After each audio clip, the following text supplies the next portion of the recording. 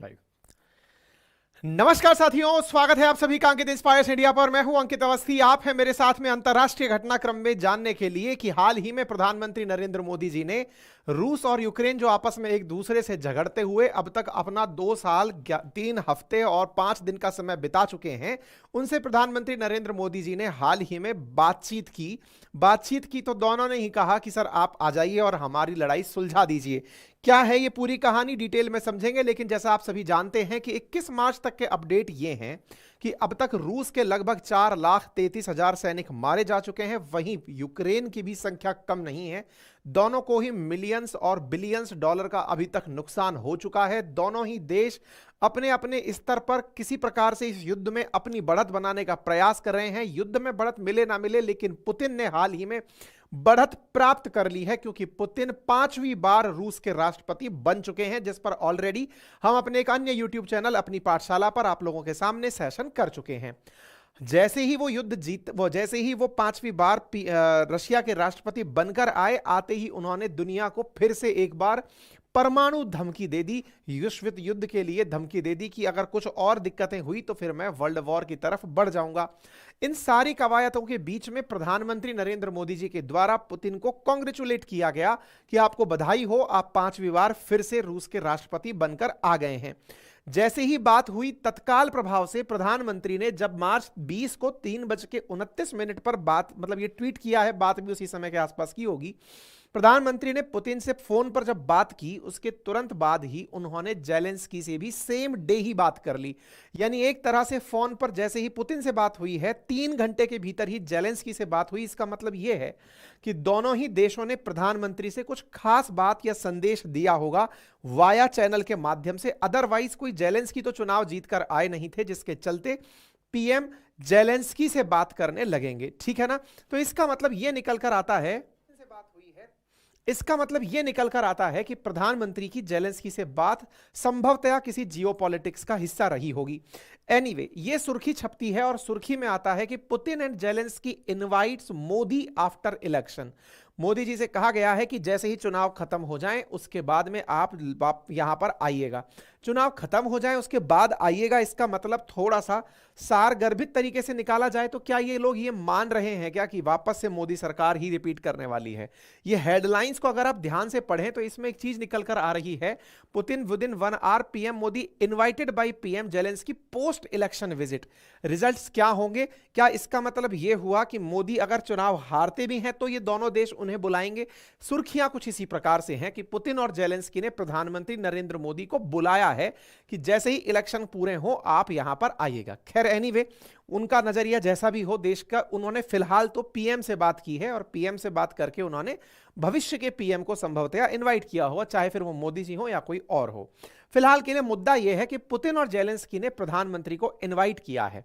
अब क्यों इनवाइट किया है, क्या इनवाइट किया है, सारी बातें बताएंगे। हेडलाइन बन जाती है कि Putin and Zelensky invite PM Modi, क्योंकि प्रधानमंत्री की पुतिन के साथ साथ तो बातचीत हुई थी, साथ में ही उनकी बातचीत क्रेमलिन यानी पुतिन के साथ तो बात हुई थी ही, साथ ही साथ प्रेसिडेंट ऑफ यूक्रेन के साथ भी यानी जेलेंस्की के साथ भी बात हुई। आप यहां पर प्रेसिडेंट ऑफ यूक्रेन की तरफ से यह हेडलाइन देख सकते हैं, president of Ukraine and prime minister of India discussed support for the piece formula and development of bilateral relation. यह अपने आप में एक बहुत बड़ी न्यूज निकल कर आती है। और न्यूज क्या निकल कर आती है कि ये दोनों देश के लोग बात करते हैं और बात करते हैं पीस फॉर्मूले को लेकर के। पीस फॉर्मूले को लेकर इंडिया से बात हो रही है। दैट मींस यूक्रेन के राष्ट्रपति भी अब ये समझ चुके हैं कि इंडिया का कोई ना कोई सिग्निफिकेंट रोल है इस युद्ध के अंदर शांति स्थापित करने में, क्योंकि पुतिन तो अब अगले 6 साल के लिए फिर से आ गए। ऐसी स्थिति में पुतिन अपने 6 साल तक अब जनता का विरोध तो नहीं झेलेंगे, उन्हें अपनी शक्ति बढ़ानी है, तो संभवतया वो यूक्रेन पर और हमले बढ़ा दें, जिससे यूक्रेन का और बड़ा संकट पैदा हो जाए। इस स्थिति को देखते हुए यहां जो खबर बन रही है वो जेलेंस्की की है कि उन्होंने पीस फॉर्मूले के लिए प्रधानमंत्री से बात की है। दोनों के बीच में रूस और यूक्रेन की जंग पर चर्चा हुई। प्रधानमंत्री ने पूरी तरह से बातचीत करते हुए यही कहा जो हर बार कहते हैं, डिप्लोमेसी डायलॉग के बाद ही सारी चीजें हो सकती हैं। प्रधानमंत्री ने वही चीज दोहराई और 3 घंटे के भीतर ही जेलेंस्की से बातचीत कर ली। अब आप यहां पर ये ट्वीट देख सकते हैं प्रेस इंफॉर्मेशन ब्यूरो पीआईबी का, कि प्रधानमंत्री ने जब राष्ट्रपति से बात करी, उन्होंने उसके तुरंत बाद ही जेलेंस्की से भी बात करी। न्यूज को अगर आप फॉलोअप में देखें तो जब 3 बजे का ट्वीट मैंने आपको सेम डे 20 मार्च का दिखाया था रशिया के राष्ट्रपति से बात करने का, और 5:58 का ट्वीट आप देख रहे हैं प्रेसिडेंट जेलेंस्की से बातचीत करने का। ठीक है, सेम डे पर 2 बड़ी डिग्निटरी से बात होती है और बात का जो टाइटल है वो ऑन गोइंग कन्फ्लिक्ट को समाप्त करना है और पीस को लेकर आना है। अब ये शांति को लेकर अचानक कैसे चर्चाएं होने लगी? क्या रूस के राष्ट्रपति के जीतने से दुनिया डरने लग गई है क्या? नहीं। इस बीच में एक और घटनाक्रम हुआ है, और वो घटनाक्रम क्या हुआ है? असल मायने में स्विट्जरलैंड के द्वारा रूस और यूक्रेन की शांति स्थापित कराने की कवायद की जा रही है। जिस प्रकार से दावोस शिखर सम्मेलन होता है, कुछ उसी प्रकार से स्विट्जरलैंड इन दोनों देशों को टेबल पर बिठाकर शांति समझौता कराने के लिए पीस समिट का आयोजन कर रहा है। अब वो क्या कहानी है उसे अब हम आगे जानते हैं। ठीक है साहब, तो फिलहाल के लिए आप इस बात को समझिए कि दोनों ने बात हुई। अच्छा, इस बात को जेलेंस्की ने भी कंफर्म किया। क्या कहा? कि पीस फॉर्मूला मीटिंग के लिए मेरी प्रधानमंत्री नरेंद्र मोदी से बात हुई है। साथ में यहां पर यह चीज और लिखी गई कि इनॉग्रल पीस समिट के अंदर प्रधानमंत्री को स्विट्जरलैंड में बुलाया गया है। यहां पर तो बात ध्यान से देखने की है। पॉइंट नंबर 1 पीस फॉर्मूला को लेकर के बातचीत हुई, और पॉइंट नंबर 2 जो बात हुई है वो है पीस समिट को लेकर के बातचीत। पीस समिट क्या है, पीस फॉर्मूला क्या है, अब इन दोनों की बातें कर लेते हैं। तीसरी बात, यूक्रेन के राष्ट्रपति ने भारतीय छात्रों को वापस बुलाया है कि आ जाओ भैया, यहां पर जो पढ़ाई कर रहे थे वापस चले आओ। ठीक है। अच्छा, अब पीस फॉर्मूला और पीस समिट इन दोनों पर चले आते हैं। देखिए, जनवरी 2024 में स्विट्जरलैंड के राष्ट्रपति वियोला एमहर्ड ने घोषणा की थी कि उनका देश रूस और यूक्रेन के युद्ध में शांति फॉर्मूले का एक वैश्विक शिखर सम्मेलन आयोजित करना चाहता है। आपको यदि याद हो तो G20 का शिखर सम्मेलन जब इंडोनेशिया में हुआ था, तब जेलेंस्की ने युद्ध को समाप्त करने के लिए एक 10 सूत्री मांग रखी थी। फरवरी 2022 में ही युद्ध शुरू हुआ था, तो जेलेंस्की ताजा ही बाली के अंदर G20 में पहुंच गए थे और उन्होंने एक पूरा 10 पॉइंटर रख दिया था कि साहब मैं ये डिमांड करता हूं, इन डिमांड्स के ऊपर अगर सहमति बनती है तो मैं सहमति के लिए तैयार हूं, अदरवाइज युद्ध समाप्त नहीं होगा। 2022 में जेलेंस्की ने 10 सूत्रीय पीस फॉर्मूला रखा था। अब ये क्या है 10 सूत्रीय पीस फॉर्मूला, और ये पीस समिट क्या है? तो पीस समिट क्या है? स्विट्जरलैंड ने हाल ही में कहा है कि वो रूस और यूक्रेन के अंदर शांति स्थापित करने के लिए उन्हें एक टेबल पर बिठाने को स्विट्जरलैंड में तैयार है। केवल उन दोनों को ही नहीं, दुनिया के उन सभी बड़े देशों को इनवाइट किया जाएगा जो कि इन दोनों को टेबल पर बिठाकर समझाइश कर सकें कि युद्ध से कुछ नहीं होने वाला। This is not an era of war, ये समझाया जा सके। ऐसी स्थिति में बाली शिखर सम्मेलन यानी कि G20 शिखर सम्मेलन याद आता है। G20 की जब बैठक हुई थी तब जेलेंस्की ने अपनी 10 सूत्रीय जो मांगे रखी थी उस समय जब युद्ध शुरू हुआ था, उनमें सबसे ऊपर यही था कि साहब मेरे ऊपर कोई न्यूक्लियर हमला नहीं होना चाहिए, खाद्य की सुरक्षा होनी चाहिए, एनर्जी की सुरक्षा होनी चाहिए, जो प्रिजनर्स बना लिए गए हैं उनकी रिहाई होनी चाहिए, यूएन चार्टर इंप्लीमेंट होना चाहिए, रशियन ट्रूप्स हट जानी चाहिए, न्याय की स्थापना होनी चाहिए, और किसी प्रकार से जो वहां के एनवायरनमेंट को नुकसान हुआ है उसको रीस्टोर करना चाहिए, और किसी प्रकार की और इस घटना को बढ़ावा ना मिले ये निश्चित करना चाहिए, और ये करना चाहिए कन्फर्म कर से कि हाँ भाई एंड ऑफ वॉर हो रहा है। इनमें सारे बात मानी जा सकती है, लेकिन जो सबसे जबरदस्त बात है जिसे नहीं मान सकता है रूस, और वो क्या है? Withdrawal of Russian troops. Russia जिन क्षेत्रों पर ऑलरेडी कब्जा जमा चुका है, यूक्रेन के उन क्षेत्रों को वो छोड़ने के लिए तैयार नहीं है। ऐसी स्थिति में इनके इन 10 सूत्रीय मांगों को रूस ने तब भी इनकार कर दिया था, और यही कारण है कि रशिया यूक्रेन की किसी भी मांग पर आगे बढ़ने के लिए तैयार नहीं होता। बोले तुमको जो चाहिए, न्यूक्लियर हमला चलो कोई बात नहीं करेंगे, एनर्जी सिक्योरिटी दे देंगे, फूड सिक्योरिटी दे देंगे, प्रिजनर विजनर भी सब हो जाएंगे, यूएन चार्टर भी बन जाएगा, लेकिन जो क्षेत्र कब्जा कर लिया वो तो नहीं छोड़ा जाएगा। यही कारण है कि रशिया ने तत्काल प्रभाव से मना कर दिया था कि नहीं साहब हम इस चीज को नहीं मानेंगे। इसके बाद में जो स्विट्जरलैंड का पीस समिट का प्लान आया, उस पर भी रूस ने मना कर दिया कि नहीं साहब अगर आप यही 10 पॉइंट लेकर के वहां पर समिट करने वाले हैं तो हम उसको भी नहीं मानेंगे। अब आपके दिमाग में सवाल बनने लगेगा, आफ्टर ऑल ये स्विट्जरलैंड है क्या कहानी, कहां है, क्या कहानी है? देखो, दुनिया के अंदर बड़े जो पैसे वाले देश हैं उनमें से एक देश है स्विट्जरलैंड, जो पर कैपिटा इनकम के हिसाब से जाना जाता है। यूरोप के लगभग मध्य में स्थित यह देश अपने दावोस शिखर सम्मेलन के कारण तो जाना ही जाता है, लेकिन ऑलरेडी यहां से दुनिया ने बहुत नाम कमाया है। कहते हैं कि स्विस अकाउंट में रखा पैसा किसी को पता नहीं चलता। हमारे 2014 के लोकसभा चुनावों में स्विस बैंक के खाते बहुत चर्चा में रहे थे। अब वही स्विट्जरलैंड हाल ही में भारत के साथ एक एग्रीमेंट किया है। स्विट्जरलैंड क्या, 4 देशों ने मिलकर के, Iceland, Switzerland, Liechtenstein and Norway, इन 4 देशों ने मिलकर के भारत के साथ एक फ्री ट्रेड एग्रीमेंट किया है, जिसके तहत ये चारों देश भारत में $100 बिलियन का इन्वेस्टमेंट करने वाले हैं।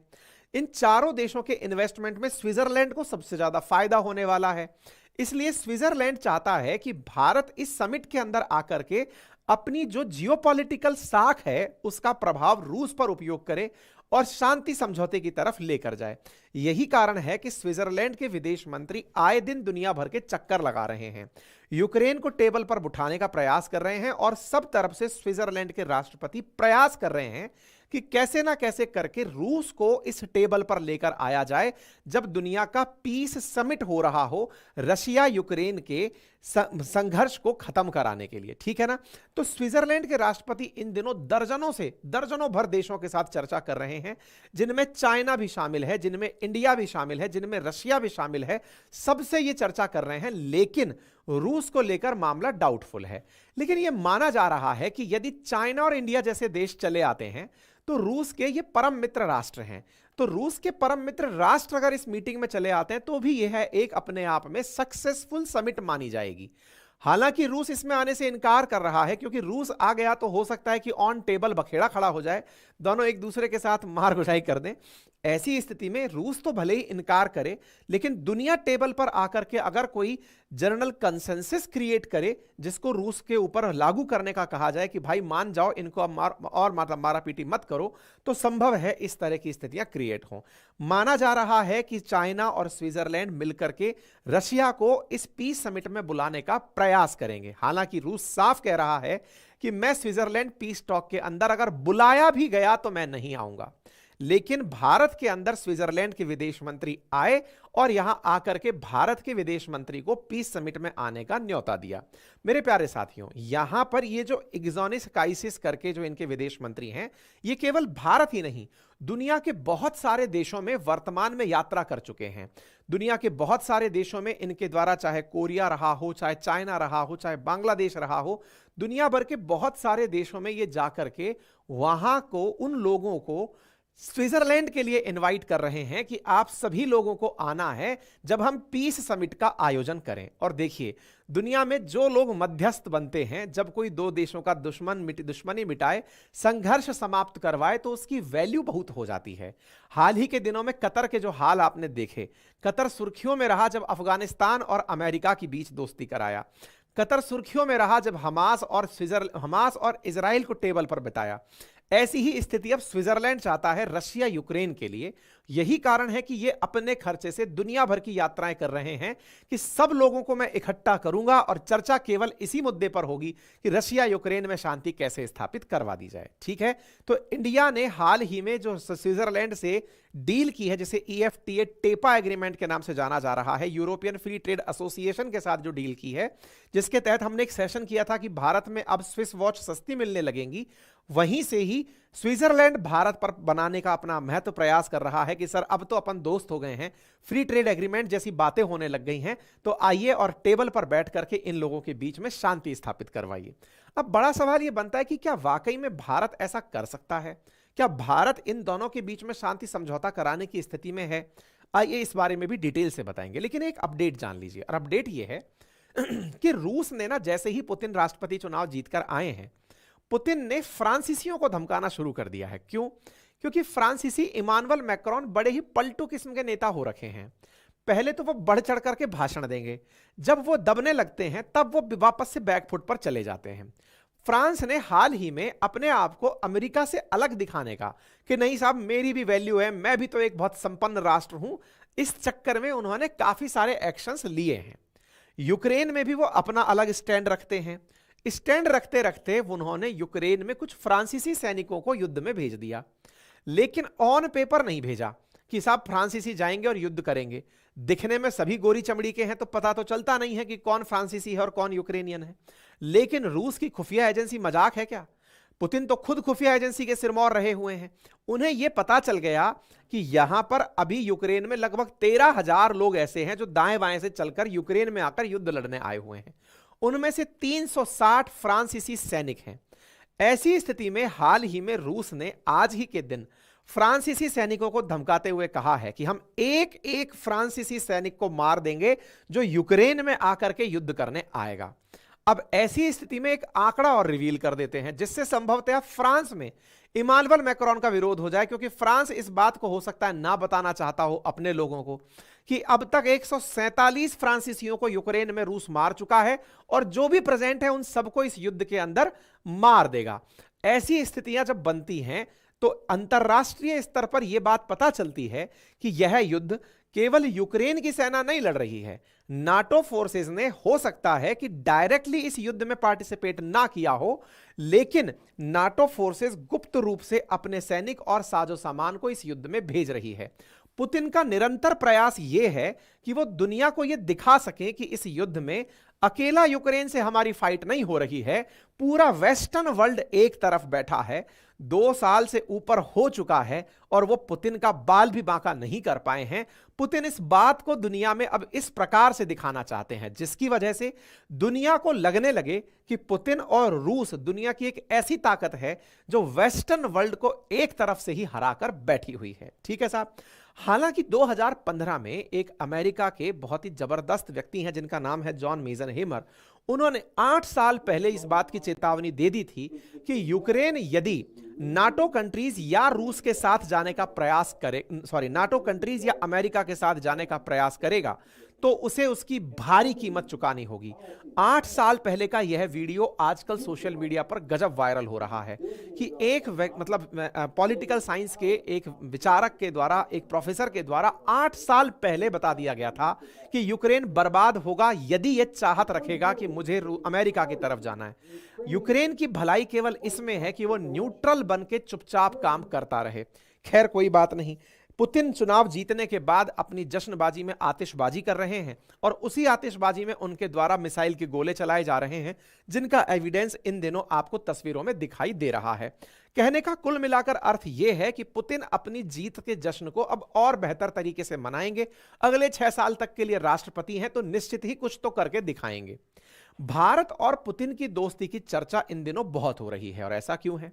क्योंकि भारत वो देश था जिसने पुतिन को न्यूक्लियर धमकी देते हुए भी रोक लिया था। आपको याद होगा जब से यह कॉन्फ्लिक्ट शुरू हुआ है पुतिन लगभग 3 बार न्यूक्लियर वॉर की धमकी दे चुके हैं कि हम परमाणु हमला कर देंगे और इसके तहत हम लोगों को मिटा देंगे। रशिया ने अपनी तरफ से कहा हुआ है कि हम दुनिया के कई देशों को, विशेष रूप से यूक्रेन को तो धमकी दी ही है और उसने इनडायरेक्टली यह कहा है कि जो भी यूक्रेन के साथ है उसे हम दुनिया के नक्शे से मिटा देंगे।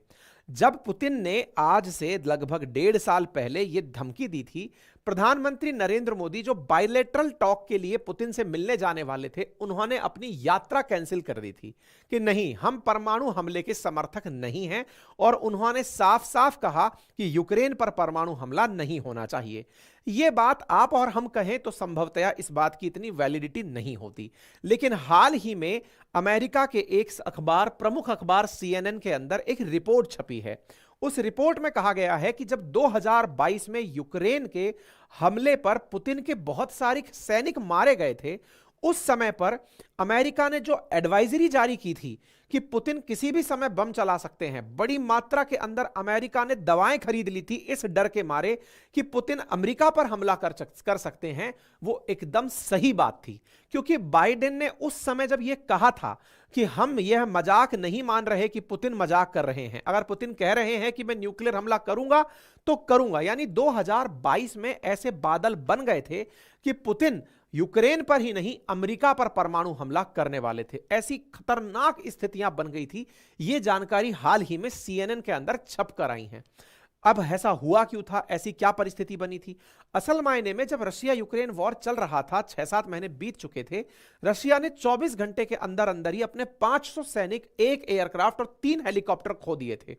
इससे पुतिन तिलमिला गए थे। अक्टूबर 25, 2022 की यह खबर है, जब पुतिन को यह बहुत बुरा रिग्रेट हुआ कि मेरे सैनिक मर कैसे सकते हैं, उन्होंने अपने टॉप ऑफिशियल से न्यूक्लियर हमला प्लान करने का आदेश दे दिया था कि प्लान करिए।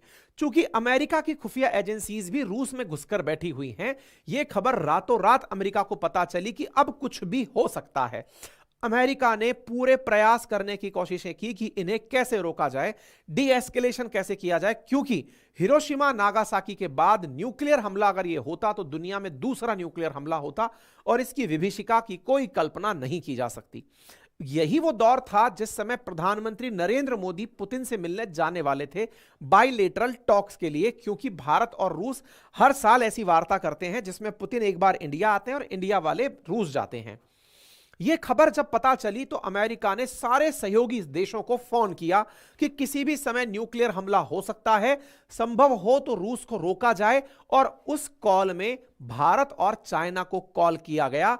यह जानकारी इस अखबार में छपी है, यानी CNN ने अपनी तरफ से इस बात को कवर करते हुए कहा है कि जिस समय यह वाली स्थितियां बन रही थी उस समय पर उस समय पर पुतिन ने पूरी तैयारी कर ली थी। हालांकि जब पुतिन से यह कंफर्म किया गया कि क्या ऐसा हुआ है तो क्रेमलिन ने इनकार कर दिया, नहीं नहीं नहीं, ऐसा कुछ भी नहीं था, हमने कुछ भी ऐसी प्लानिंग नहीं की थी। लेकिन सुर्खियां हैं कि Washington also sought to enlist the help of non-allies, in particular China and India, to discourage Russia from such an attack. America ने पुतिन के ऊपर प्रेशर क्रिएट कराने के लिए चीन और इंडिया की मदद ली थी कि इंडिया आप कृपया करके इनको समझाइए न्यूक्लियर हमला ना करें। इसी के चलते मोदी जी का बयान आया था, this is not the era of war. Bharat ने अपनी तरफ से अपनी स्थिति स्पष्ट करते हुए कह दिया था कि यदि आप यह समझते हैं माननीय पुतिन साहब कि आपके साथ में हम हैं, ये सच है क्योंकि आप कई दशकों से हमारे साथ हैं, लेकिन हम युद्ध में सहयोगी नहीं हैं, ये युद्ध का समय नहीं है। और इसका सीधा सा अर्थ था क्योंकि भारत ने पुतिन को कॉल करके कहा था कि आप न्यूक्लियर हमले की तरफ ना बढ़ें। इसके चलते ही न्यूक्लियर हमला रुका था और यह बात एक बार फिर से निकल कर आई थी जब दोनों राष्ट्राध्यक्ष एक साथ कजाकिस्तान में टेबल शेयर किए थे।